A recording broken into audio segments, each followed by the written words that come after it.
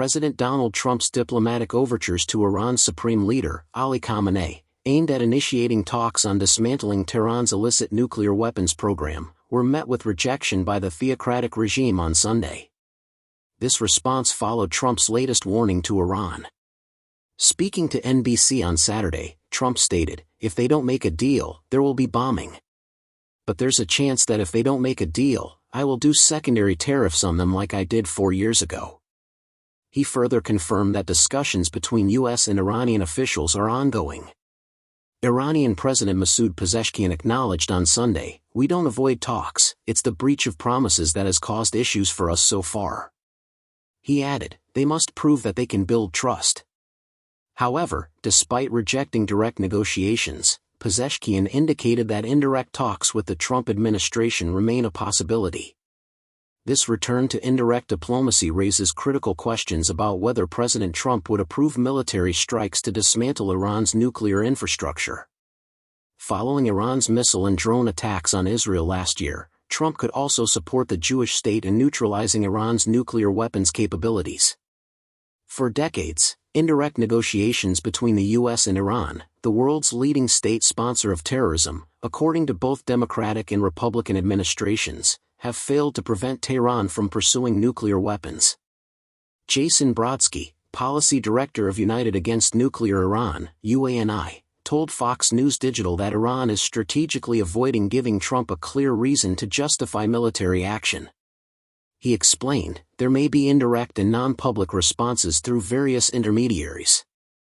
Some Iranian officials perceive a division within Trump's national security team on Iran. This explains Iran's foreign minister's recent comment that Trump's letter to Khamenei presents both challenges and opportunities. Brodsky further suggested that Iranian officials might attempt to bypass key members of Trump's national security team, who demand the full dismantlement of Iran's nuclear program, and instead target individuals around Trump who lack experience with Iran or lean toward non-traditional conservative views. Trump made his stance clear: bad things will happen to Iran if the regime refuses negotiations. He stated, "My big preference is that we work it out with Iran, but if we don't, bad things are going to happen to Iran." At present, Iran is enriching uranium to 60% purity, just short of the 90% needed for weapons-grade material. Experts warn that if Iran proceeds with final steps, it could produce a nuclear weapon within weeks. According to a UN Atomic Agency report from March, Iran has already amassed enough enriched uranium to construct 6 nuclear weapons. Iranian-American expert Alireza Nader believes Khamenei may reject negotiations publicly but secretly seeks economic relief. He stated, "Khamenei may be signaling that he's not interested in negotiations, but his regime desperately needs economic relief. Otherwise, another popular uprising against him could start." Khamenei doesn't have the cards. Iran's response to Trump's letter has escalated tensions. The regime recently released video footage of its underground missile city, a move seen as a show of force. Trump, however, remains open to diplomacy, telling Fox Business, "I would rather negotiate a deal." He added, "I'm not sure that everybody agrees with me, but we can make a deal that would be just as good as if you won militarily. But the time is happening now, the time is coming up. Something is going to happen one way or the other. I hope that Iran.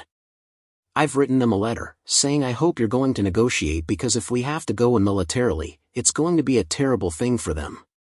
Brodsky believes Iran may attempt to lure the Trump administration into a slightly modified version of the 2015 Joint Comprehensive Plan of Action, JCPOA. Iranian media has been hyping such a possibility. In 2018, Trump withdrew from the Obama-era JCPOA, arguing that it failed to prevent Iran from developing nuclear weapons and did not address Tehran's missile program or its sponsorship of terrorism. Brodsky warns that Iranian officials likely hope to manipulate Trump into supporting a JCPOA-like deal, believing he could bring Republicans and Democrats together to make the agreement politically durable. However, Trump has consistently rejected the JCPOA framework, viewing it as a failed diplomatic ploy. While U.S. intelligence assessments since 2003 have maintained that Iran is not currently building a nuclear weapon, European intelligence agencies and nuclear experts believe Iran is actively seeking illicit technology and working toward testing an atomic weapon. With tensions escalating, the world watches closely. Will Iran come to the table for real negotiations, or will military conflict become inevitable? Share your thoughts in the comments below, subscribe to the channel, and don't forget to hit the like button. Thank you for watching.